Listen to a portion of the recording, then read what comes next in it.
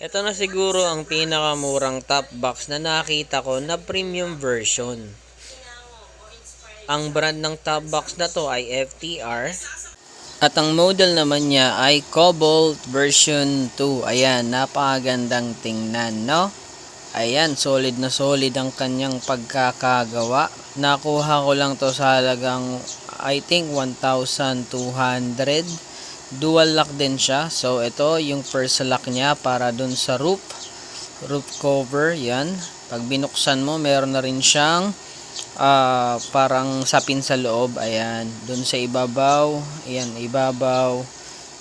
Ayan, nadidikit yan guys. Tapos yung sa kanyang pinakalagyanan, ayan o, lahat yan may magic tape na pwede nyong idikit. And ayan, meron din siyang easy to remove lock sa ilalim, hindi katulad ng iba na kailangan mo pang itornilyo. Ito hindi na guys, so mailalak mo siya sa ilalim.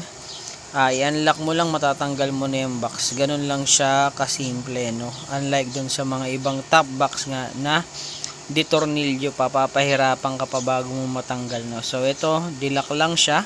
Susian mo lang, i-unlock mo lang, and then mari-remove mo na yung pinakang top box niya. Ito yung pinaka plate niya, pinaka base plate sa may bandang ilalim ng ating top box. Ayan yung ikakabit nyo sa inyong motor. So ito yung motor ko, ayan yung lumang top box niya, and ito na yung bago.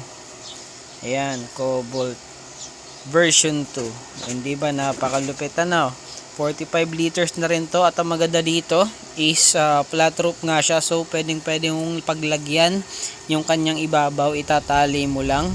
So ayan, easy access, di ba? Ayan, nare-remove ka agad, angat mo lang, ayan na siya, and then sarado natin. Ayan, kung gusto nyo ng gantong top box guys, nakalink sa description down below. Again, ang kuha ko dito is roughly 1,300 kasama yung shipping. Nakalagay naman yung link sa description.